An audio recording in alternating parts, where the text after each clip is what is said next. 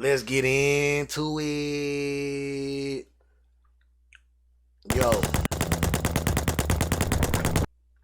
y'all know. Y'all know I gotta start off. Y'all know I gotta start off.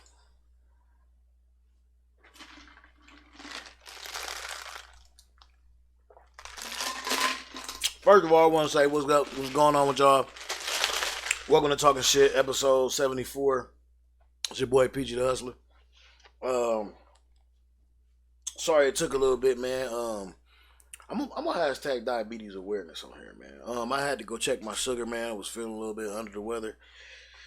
Sure enough, my sugar was low, so I had to go correct it real quick. And now I'm back. You feel me? So, everybody, if y'all dealing with that, y'all got that going on in y'all lives, man, make sure you take care of yourself, man. I recently switched up my diet a little bit. I'm trying. It's a tough road. It can't be done overnight, but hey, we here.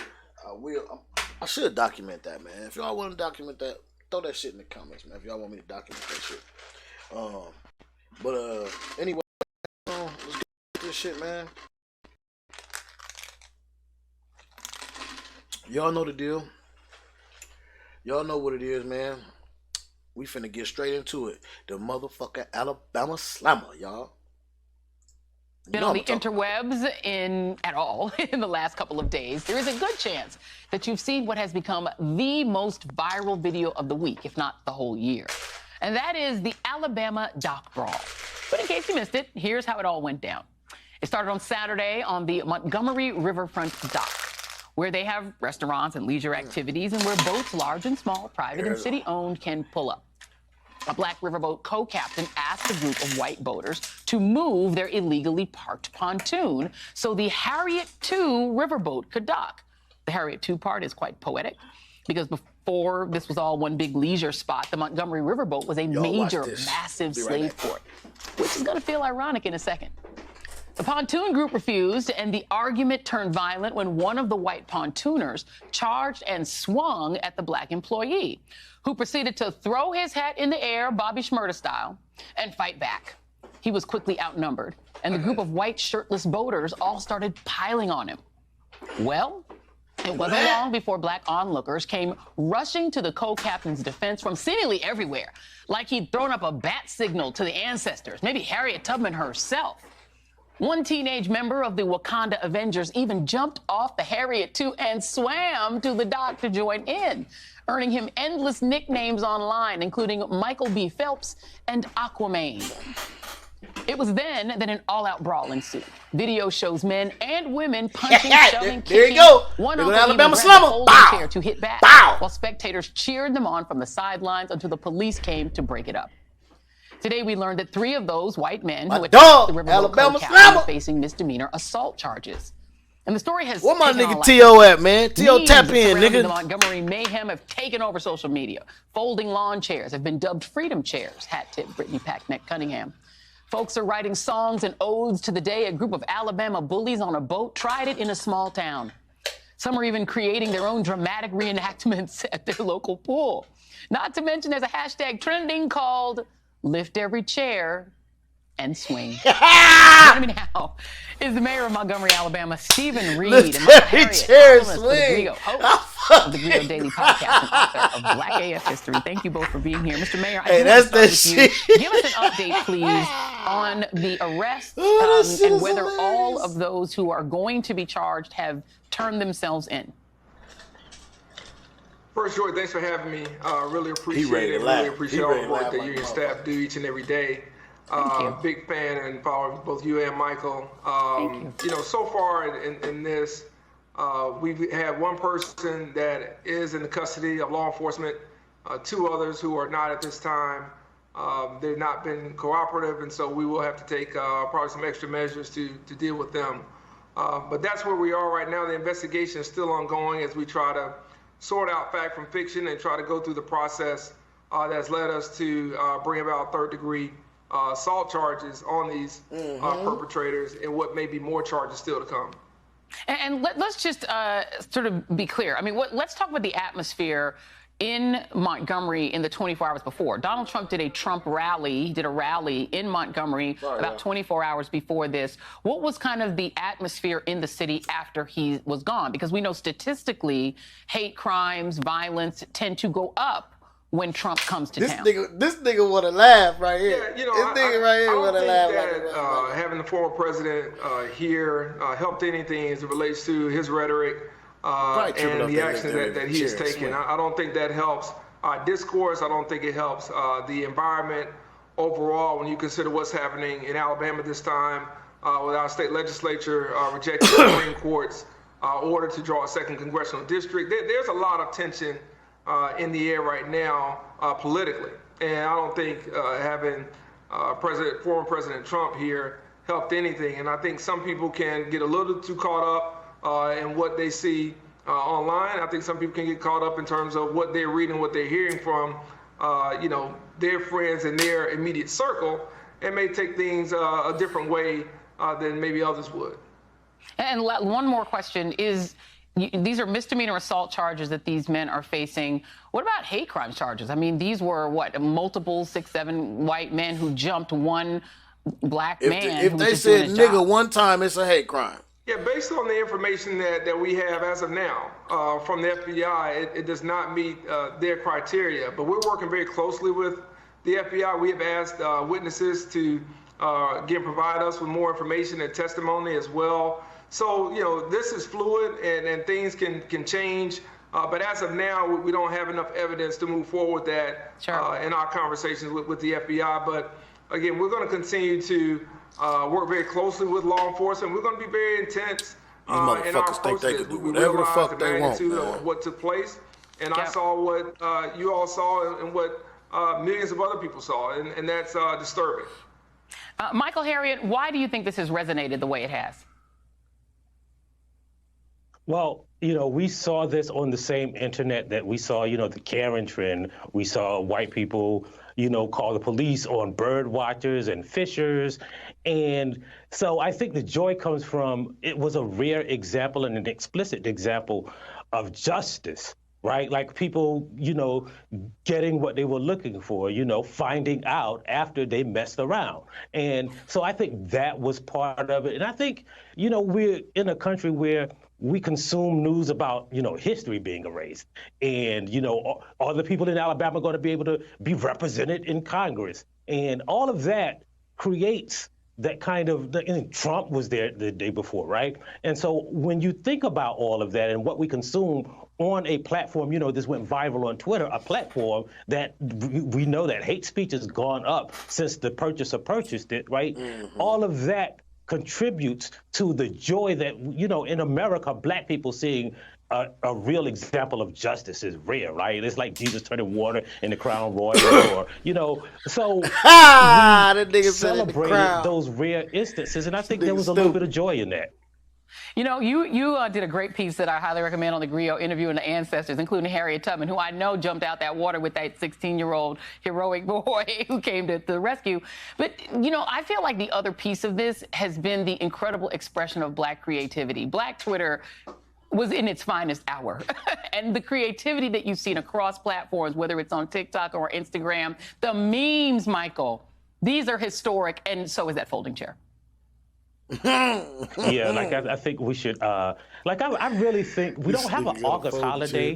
So how about, you know, Thanksgiving, right? I think, you know, the brawl, you know, the brawl in Alabama. This should be Black People's Labor Day. I really feel like that, and we should just gather and have like a new Freaknik on the shore in Montgomery. And like I've lived most of my adult life like near Montgomery, or, you know, I went to college in Auburn and lived in Birmingham. So I think like this should be our new Juneteenth. Like we should have August 10th right there in Montgomery.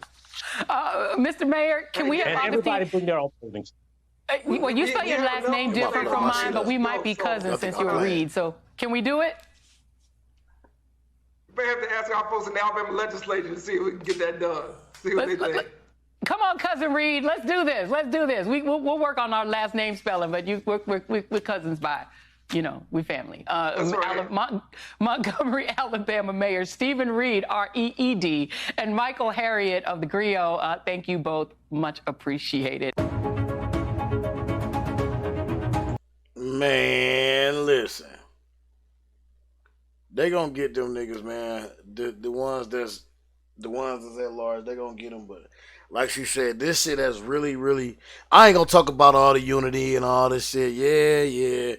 You niggas like to come together when y'all fighting. For real. Y'all niggas ain't really about no real motherfucking unity for real. If it got to do with some violence and some shit like that, y'all motherfuckers will be for real. When it comes to some money, y'all niggas ain't gonna do no shit like that. But that's another conversation. You know, that ain't what we here for. We talking shit on this motherfucker. We ain't getting too serious on this. But anyway, that shit just funny as hell, man. The creativity, man. To lift every chair and swing, dog. That's funny as hell, man. So look, y'all get ready, man. It's going down.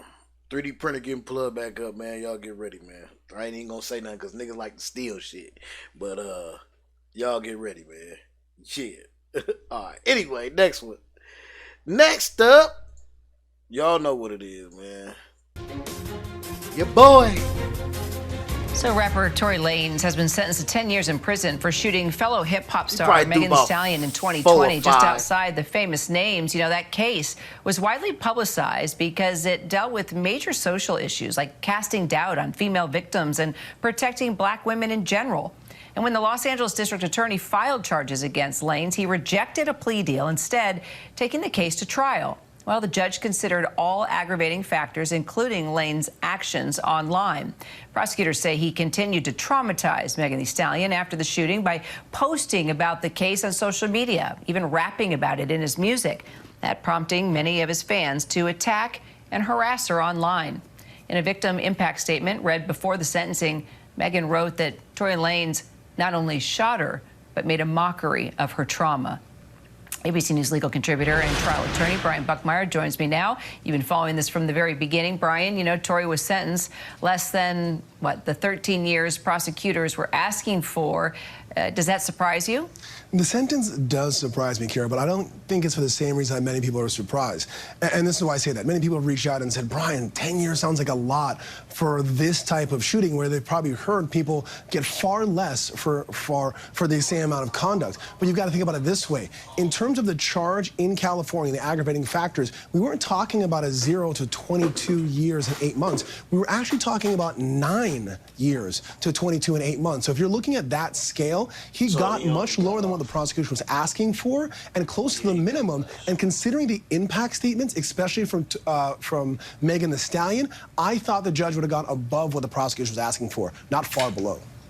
So how much of this time do you think Tory will actually have to serve? So in California, you serve 85% of the time. 15% is what's called good time, and 10 years makes for easy math. That's 8.5 years. But you also have to consider that from December 23rd to now, that time will be credited towards him. So he's only going to serve about 7 years and 11 months. So I'm not giving an exact estimate, but around 2030 of July, he should be getting out.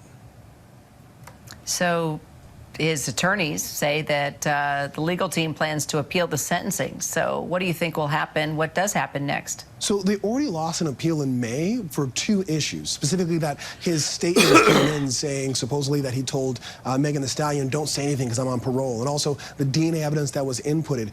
And they said that that prejudiced the jury, but an appellate judge said, no, that's not a reason for a new trial. So they can't argue those issues, but they can argue any other evidentiary issues or that the sentence was too high. But when you're thinking from 9 to 22 years, it's hard to argue that it's too high. They'll also argue that he should have bail or be out pending the appeal. And I think those will be probably the 3 arguments they make going forward. But also, Tory Lanez is a Canadian citizen. He doesn't have American paperwork.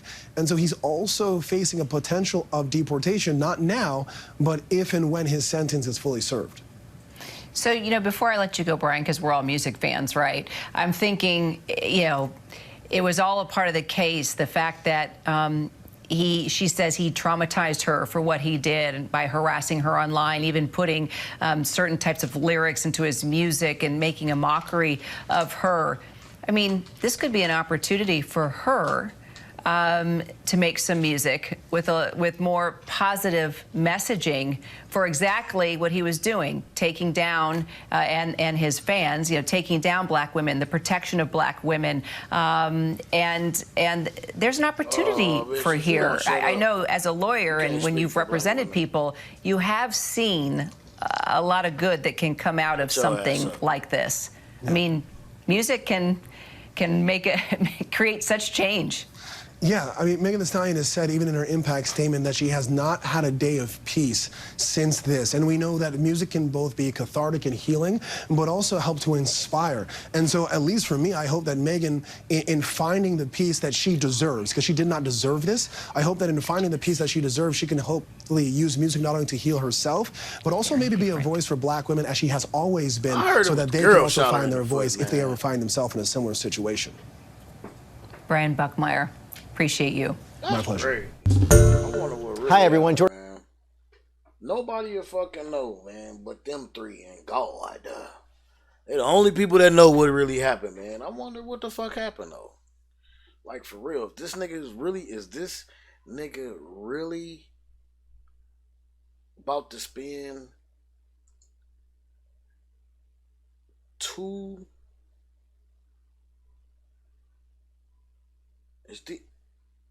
that's crazy. This nigga really finna do some time. And what if he doing this shit, spending 10 years, and he ain't even really do it? Like, what if? That's crazy. I don't know, man. We'll see. I kind of be tired of talking. I'm tired of talking about their ass. It's just funny he got 10 years. I guess if you put it in that from 9 to 30 or 9 to whatever, that was the low end. I guess so. But anyway, new Tory Lanez dropping in 2030. I'm fucking with y'all. To actually move to the back of the bus. No, seriously. And the bus was empty. Watch this. Okay. Oh, you got me on camera? You have 6 cameras on this spot. So then they know that nothing's going on. Thank you for saying that. Thank you, camera. Yeah. Thank you. Okay. You want to ride or not? You bother me. I'm doing what you asked me to do. I'm back here. I took a seat. Okay. Right. Driver? That's it? All right. I have to use the restroom. No. All right. I'll tell you what to do. I'm going to call the police. Okay. And we'll have the camera watching. That's cool. Hold on. Oh, that's cool. I have to go. No, I have to go. Are you guys trying to start something? I went to the back of the seat. Nothing wrong. So I'll call them right now. Because we did nothing wrong. We not fought you or anything. You have an attitude with us. I asked you a simple question. I did nothing to you. It's on camera. So if you really want to do this, we can do this. Oh. You said you were going to call it.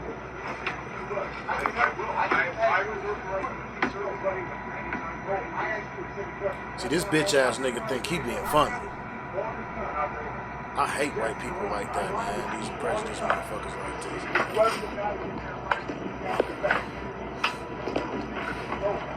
Shorter, stockier white guy. Super nice with the daughter that rides sometimes. I've been riding with him for a long time. I don't remember his name, but the point is, he's never treated anybody like this.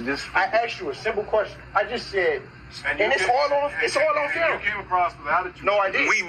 Everybody was wrong. Yes. No, sir. This is the morning. Okay, hold on. It's cool because I'm asking him. It's on camera. All right. It is on camera. I just need to go where I'm trying to go, man. We all have cameras, but that's why I'm saying, if you really want to call the cops, we can call them because nothing was wrong. Nothing did wrong. There's no physical assault. Go take your seat before I change. All right. Go. So all I'm saying is, I asked you a simple question. And I tried to answer it, but you were interrupting me. Sir, I was turning around and you're sitting there. Hey, I gotta go. We gotta go. Turn around and say, oh. It's like you're trying to banter. You're trying to do something that I asked you a simple question. I turned around to walk away. You're steady in front of me, watching me, And I turned around like this and looked, and I said, okay, I'm going away. Let's back this up to the beginning. Can we just go? Let's just go, man. I showed you Let that man. Like I always asked you your name. And I said it's right there. So that way you can look on your map. On July 13th, when they showed their tickets to the Jefferson Lions bus driver, despite no other passengers being on the bus, Kobe McFarland asked them to actually move to the back of the bus, then threatened to call cops. Jefferson Bus Lines has since apologized and is investigating the incident. Rebecca, I'm confused. There's nobody else on the bus. Don't apologize. So, spoiler alert: that bus driver needs to lose his job. They need to go ahead and settle and write the check to those 2 black men. But you know, this is one of those things. Things are so stupid in this country right now. Put them niggas in the ring, let them fight that nigga, man. And possibly get arrested, get beat down, possibly get killed by cops or get killed by that person if he pulls out a gun? Or do you record it so you can live to see another day? You know, it's one of those things where it's like my first instinct is make me move. You're going to physically move me. I'm not about to sit in the back of the bus. But then also trying to figure out what does it also mean responsibly for people to be able to get home safely, you know, and that's where, you know, that's where I'm kind of stuck here.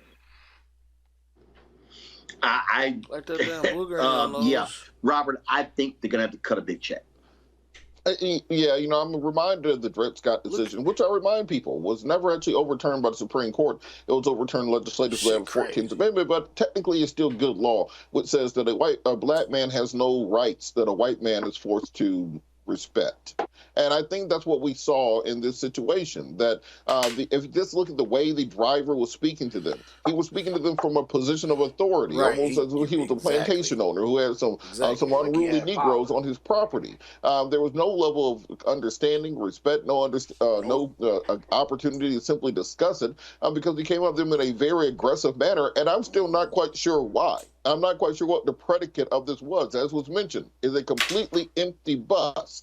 This appears to be a situation of an individual who is taking out their own personal experiences or prejudices on the general public. And as was said, I think that these young men will more than likely be well compensated for this event. Hopefully they will connect with some great civil rights attorneys that can navigate them through this. But also this bus company, this bus line needs to make sure they are enforcing some HR and those diversity, equity, and inclusion programs that Ron DeSantis hates so much. Well, guess what? Maybe if you train your employees that way, they don't have these sorts of interactions, and then you don't have to pay out a multi-million-dollar settlement. You see how that works? It's not about cultural Marxism. It's about saving you money in the long run. I guess everything ain't about. I don't know, man. I don't know. Wait a minute. We talked to Louis Stafford's mom. Wait a minute. Before we start, I just want to say 2 things about that, which I was already talking about it during this shit because it kind of pissed me off. Number one,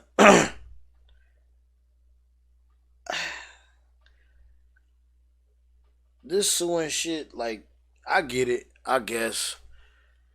Everybody broke, so they want to dig in your pockets. They want to dig it. That's funny as hell. Look like she looking.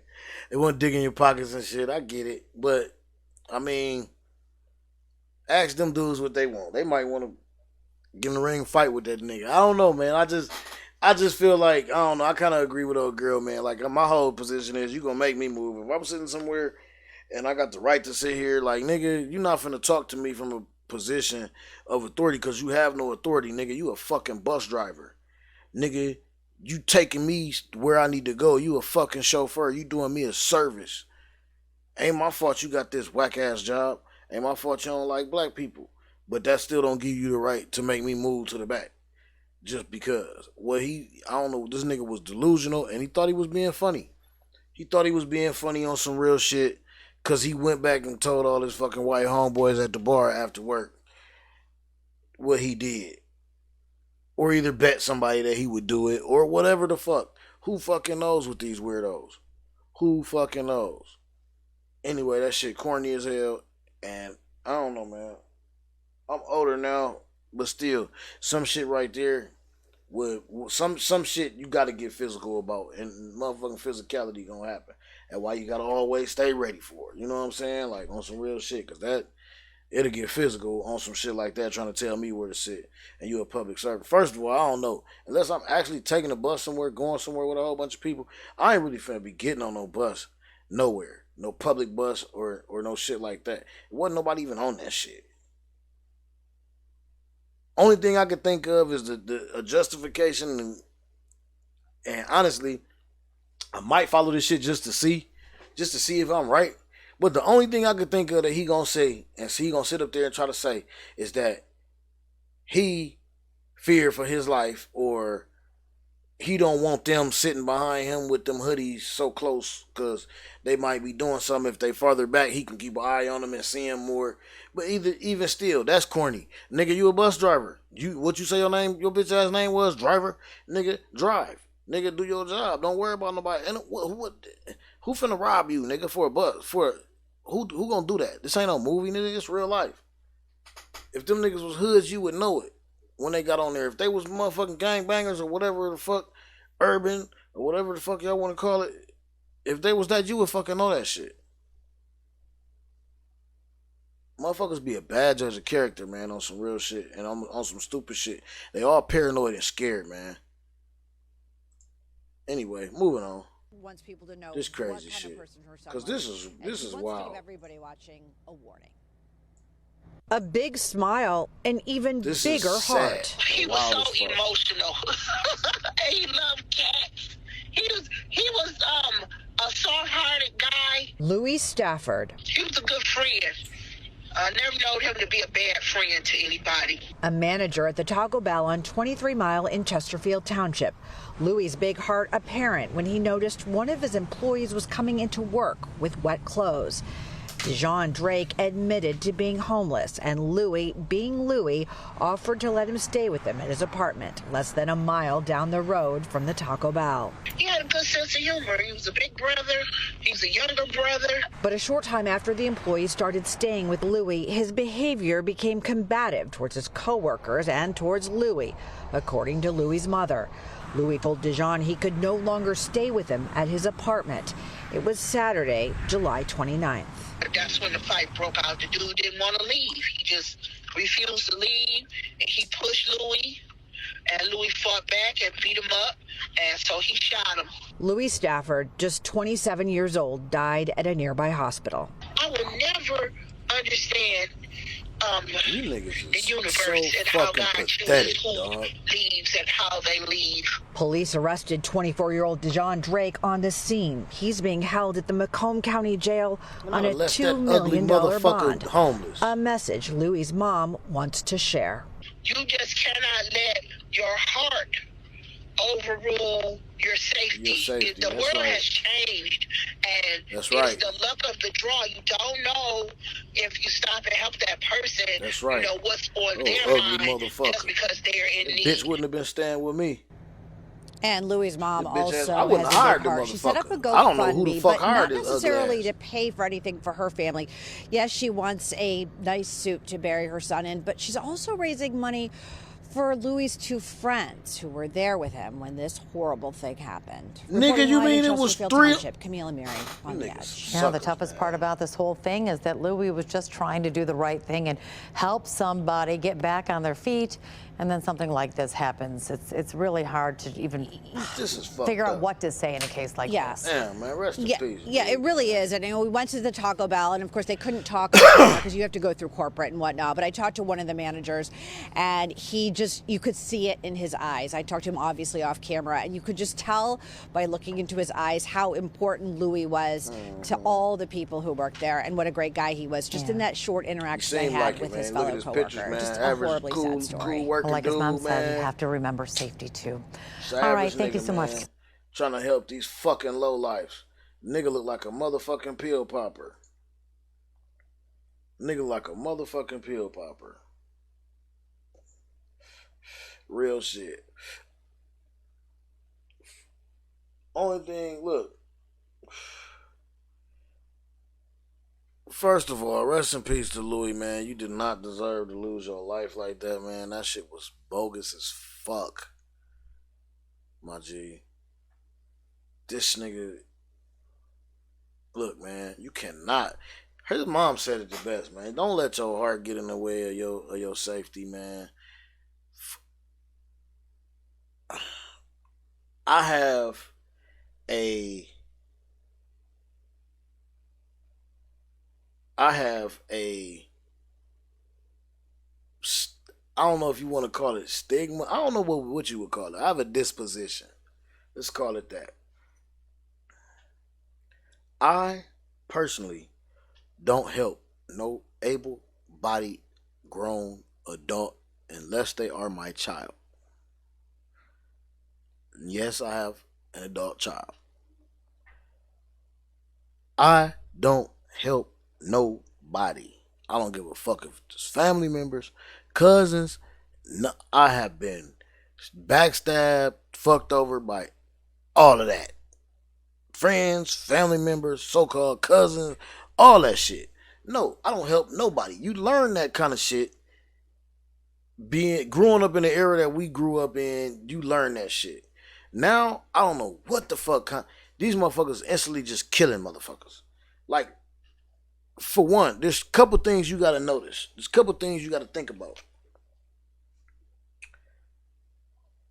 If a motherfucker homeless and his parents is in the same city, family is in the same city, or whatever, it's a reason why that motherfucker homeless. It's a reason why his mama won't let him stay there. What the fuck you look like as another grown, able-bodied man having a motherfucking roommate, helping this broke-ass, bum-ass nigga out? You look like shit. You look like a fool helping motherfucker out who know damn well they can help themselves. And like I said, it's a fucking reason why they ain't got no place to stay. They done did too much bullshit. They mental is off. Because honestly, to do some shit like this, you got to have some mental problems. Nigga, to tat all that stupid shit on your motherfucking face, you got to have some mental problems. You feel me?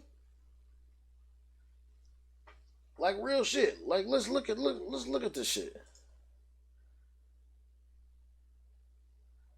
Let's look at this shit.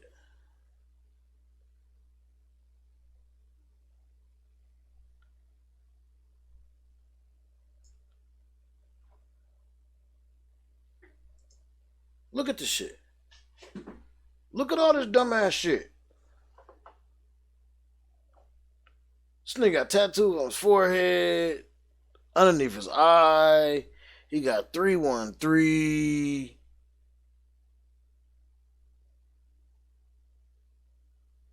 Like dog.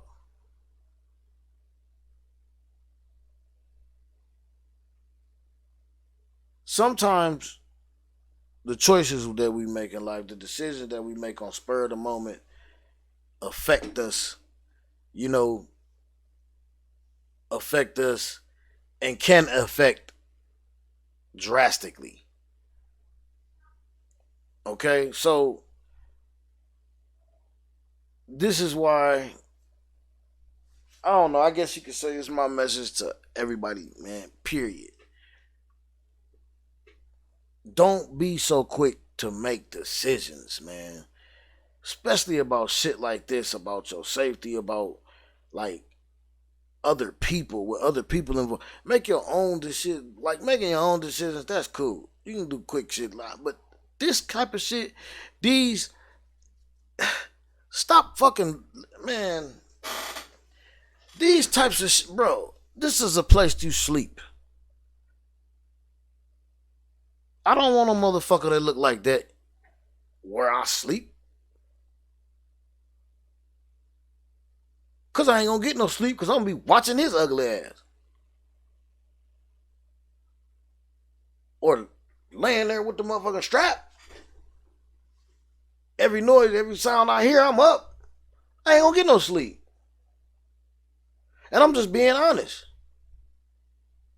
And fuck how anybody feels about that shit. Just real shit.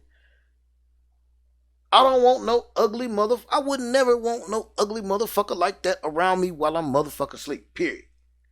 Good fuck what you think you got going on. Good fuck how motherfucking gangster you is. Period. That's just a real rational fucking life choice decision.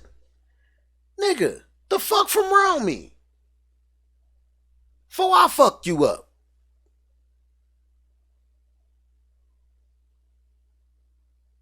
Cause ain't no way I get into it with a tussle with a nigga look like this and I'm finna let him walk the fuck away. Nah, nigga. I'm cool. Cause whatever on your motherfucking mind, I'm finna take it the fuck off. Anyway. Tired of looking at this ugly ass nigga. Like I said, man, make some better decisions. Please, y'all. Make better life choice decisions, man. Don't do rash ass shit like this, man. Please. Please, man. Please, man, please. No, real shit though. Anyway, y'all are not prepared. I think I seen this this person, Logan, is with their mother at a Target and sees this, so they start recording. Oh no, this is. You're literally doing blackface. Yeah. Thank me later. In the middle of the store. Lester Holt did whiteface. Nobody said. Where's your pride section? I need to know. We're past. Oh no, this is new. Oh, I thought they were celebrating this and they took our flag forever. No, I was wrong. My bad. I don't shop at Target. I just take pictures. Join me.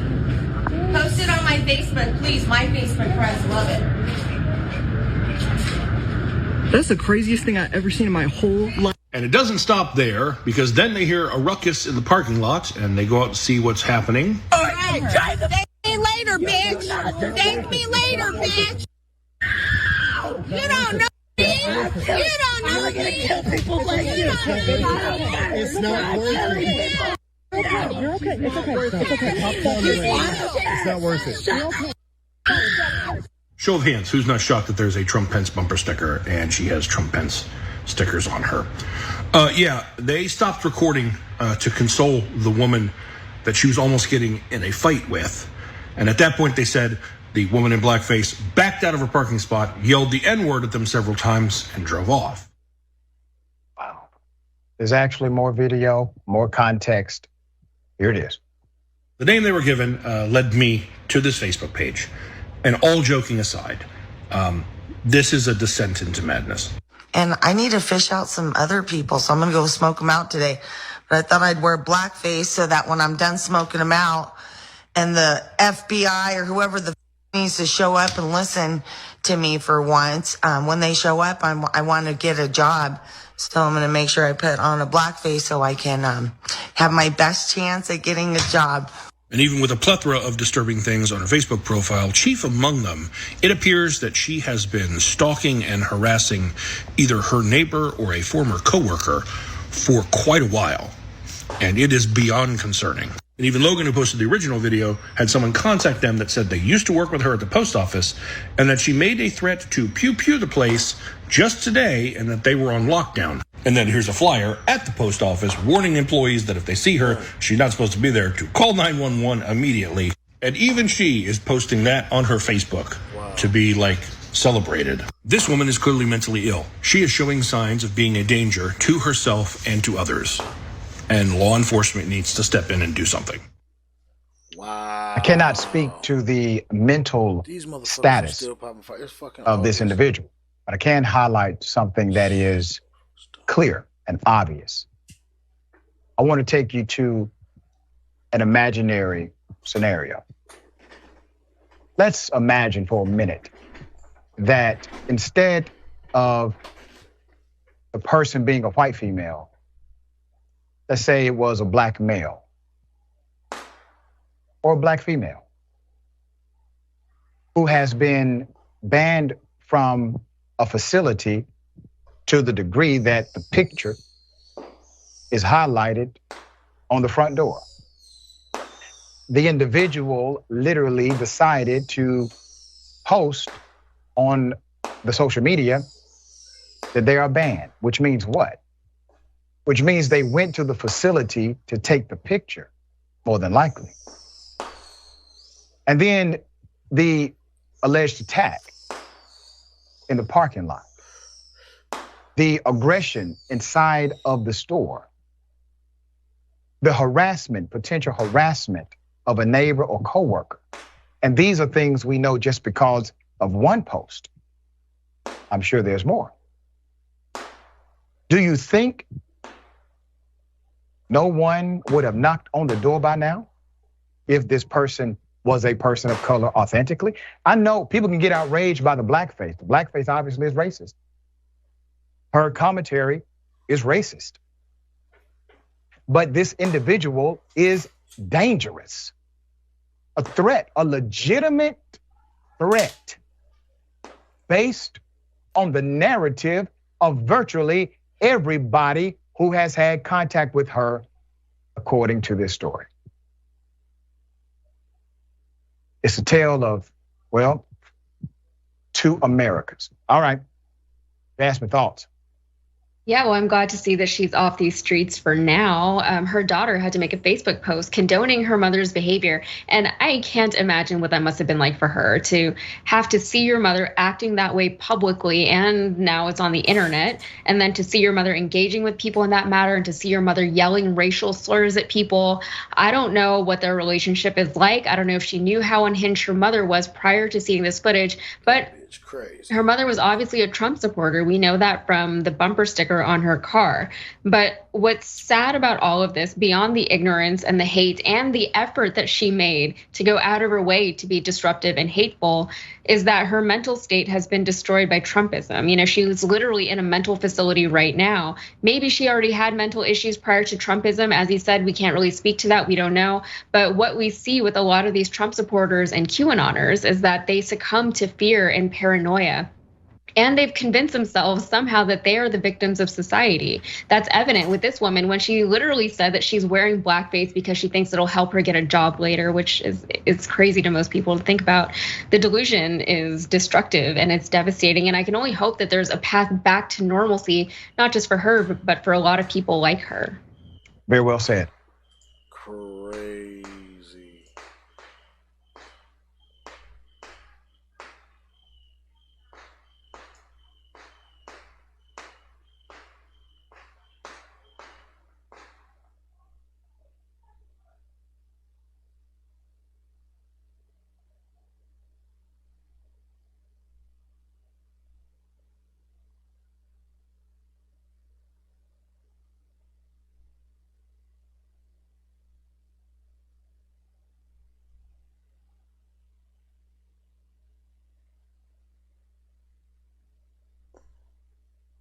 I don't know what this is or how this got in here.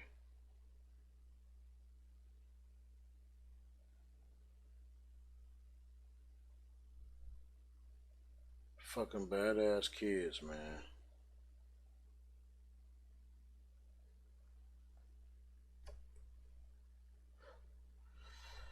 Badass kids. I just had to tell my son about some shit today. Just had to tell my son about some shit today. Y'all motherfuckers kids is ridiculous. And I'm gonna let you know, I'd have had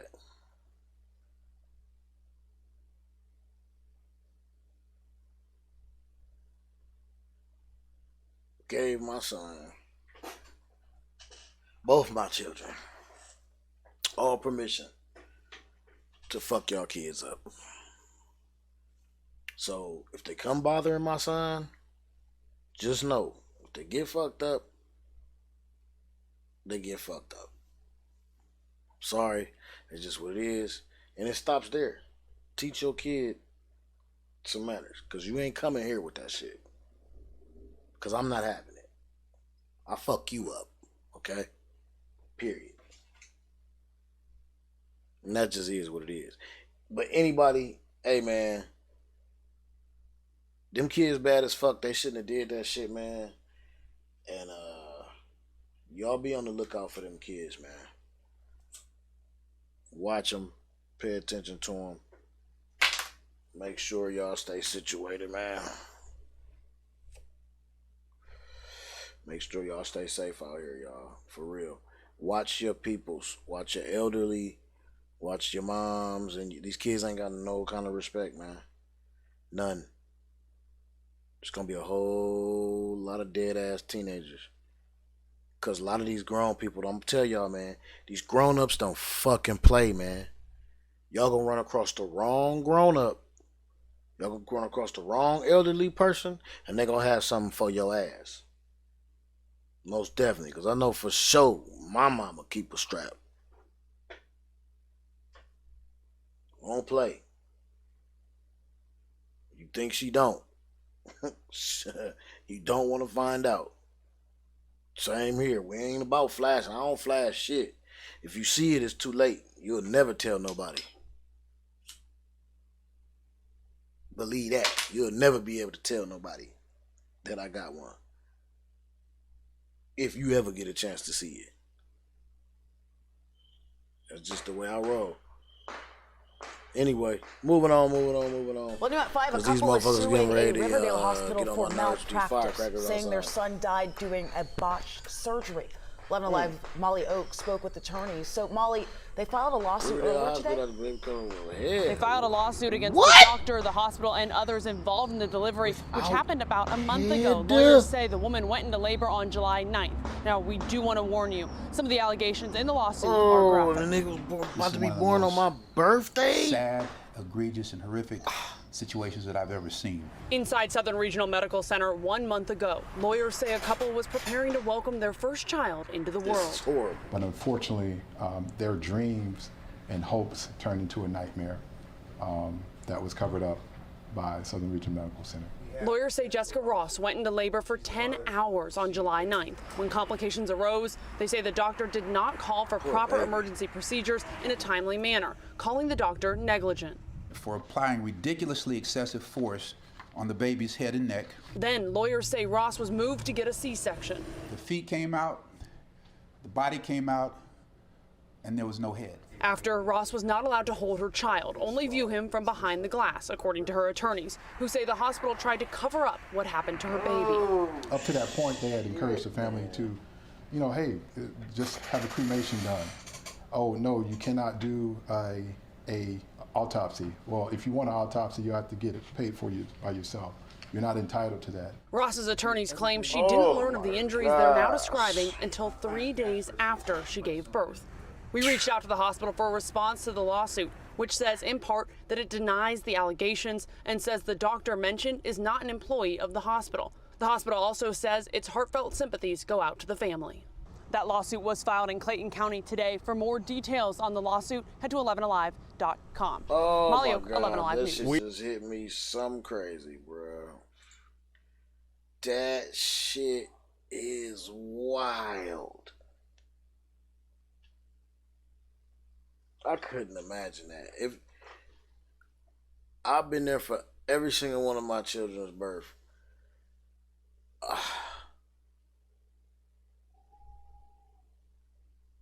I cannot imagine.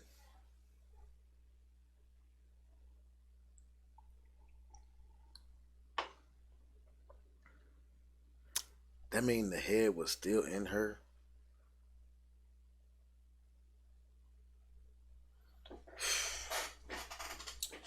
Anyway, man, moving on, man. That is wild. Oh, man, make sure you got a good, trusted healthcare physician, man. Jesus, man. Oh. That's crazy. Is accused of causing a riot in New York's Union Square after he promoted a PlayStation 5 console giveaway and now is facing criminal charges. ABC's Trevor Ault has the latest on those injured and what's next for the social media influencer. This morning, the streaming star whose announced giveaway turned into pandemonium on the streets of New York City has now been charged with a felony. Authorities arresting more than 60 people in the incident, saying several others, including some officers, were injured. I'm scared I'm gonna get hit by something. I can't turn my back. The crowd had gathered to see massively popular influencer Cenat, who last week announced plans for a meet and greet Friday in Manhattan's Union Square, where he said he'd be giving away merchandise worth thousands of dollars. We're doing PS5s, PCs, bro, you literally, keyboards, mouse pads. How much security? You know you're gonna have like 20 security out there, right? I know.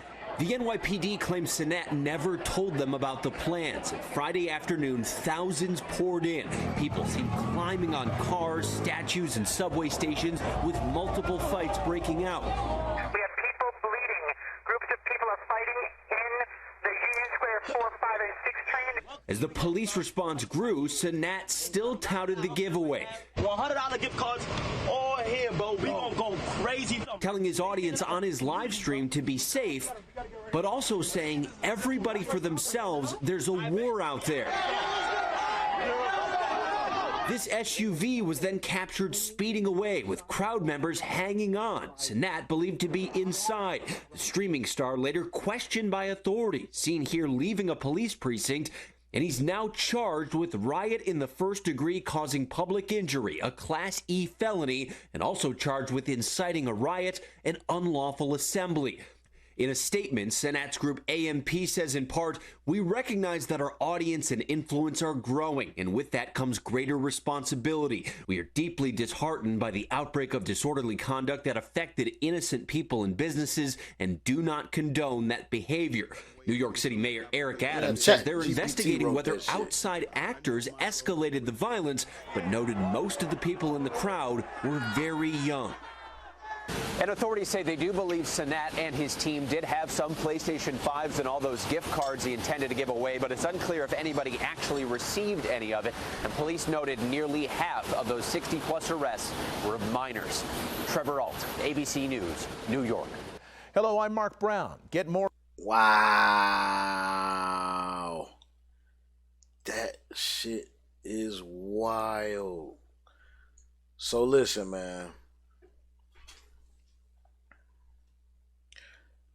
I know this shit sound cliche, but this is a lesson. With power comes great responsibility. Okay? The fame that these kids are getting and that these people and these influencers are getting off of streaming and live streams and all kind of stuff like that, you want to give away stuff and all that. It comes with great responsibility. You are responsible for all of these people. Like the police said, you supposed to call them, let them know they can go ahead and assemble some shit. They can make sure it's some security that you pay for that type of shit. You pay for the security so this shit can go better and it can go.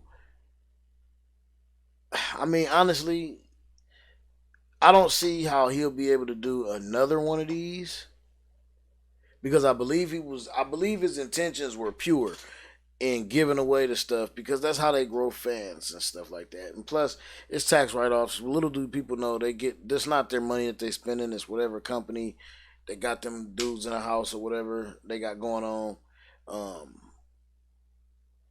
But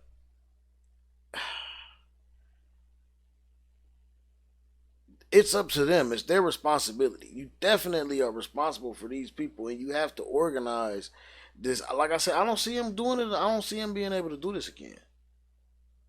I really don't. I don't see, like, this was a stunt. This is a stunt. But I don't think nobody's going to believe him. Because this is another thought. With all these people, you don't have no security. You just got droves of people just coming out. Droves of people coming out the woodwork to see you or to get PlayStation 5s and gift cards and merch, mouse pads, computers, whatever. You got people coming to get that shit and you don't have no order. So who's to say that you give a nigga a PlayStation 5 and he walk out the door, a hotel or wherever you at, meet and greet, He walk out the meet and greet and get 2 blocks down, and who's to say he don't get his motherfucking ass beat? You're responsible for that. They're going to bring that back on you. You're not that kind of celebrity to where, I mean, you have the drove, you have the draw, but you're not that kind of celebrity to where the police and them is automatically going to be around. They know. For one, they organize that shit. That shit is organized. You know what I'm saying? You not the dude that they just finna be all cool with. Like, you're young. They don't even know you. The kids know you. The grown-ups, society don't really know you like that. Like, yeah, all these streams and all this shit good, but this what happens when you get all these dumb motherfucking crack babies or perk babies. You know what I'm saying? You get all these dumbass perk babies around. This is what they do. They act stupid. And it's meth babies in there too. Don't get me wrong. Meth babies, prescription pill babies, wine babies. It's all kind of babies. All these little, all of them there. They ain't got no kind of motherfucking order, no kind of like why? That shit is going to happen. You have to call personally. You ain't got the audience that's gonna sit there and be cool. You got a fucked up audience.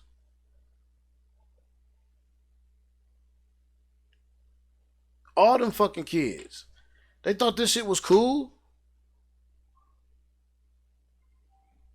I'm telling you, like the motherfuckers say, man, all these other countries, man, they be looking at us stupid, like doing shit like this. It's stupid to them. It's dumb.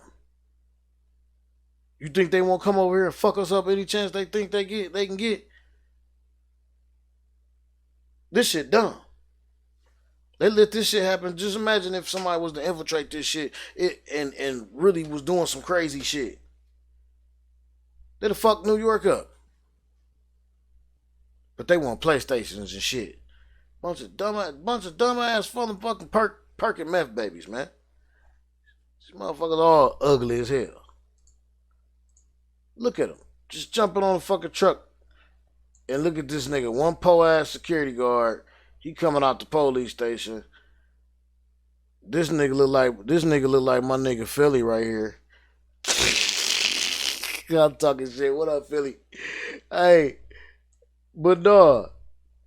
One po-ass security guard. This little ass truck. I don't know, man. Look. You got goofy ass niggas hanging on the motherfucking street sign. Look at this little idiot.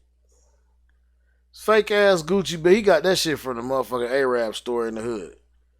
Right up there, this is New York. He got that shit from the motherfucking, what y'all call that shit? Brooklyn.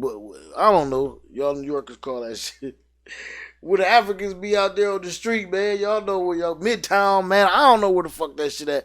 Y'all know what I'm talking about. Y'all New Yorkers know what the fuck. That's where he got this shit from. This shit ain't real. This shit ain't real. Just for one simple fact. If you got on a real Gucci belt, that's a PlayStation 5 right there. Nigga, you got enough to buy a PlayStation 5. You don't need no PlayStation 5. All these motherfuckers is broke. And they ain't got no motherfucking PlayStation 5s. They ain't got no computers. They need some money. You sitting up here promising them niggas this shit. Look at this shit. It just don't make no sense. Look.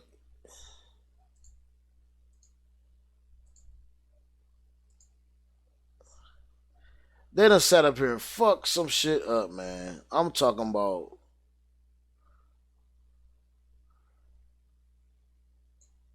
Look at this shit. Look at how many people. Look at how many kids this shit is, man. You know how big an area that.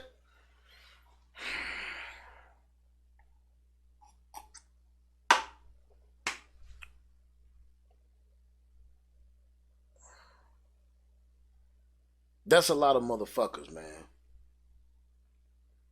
You got to have order on that shit. Y'all niggas done shut down traffic.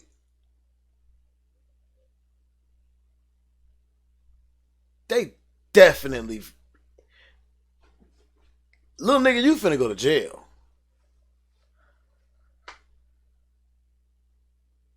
Sad to say. Because I do believe your intentions was good, dog, but damn.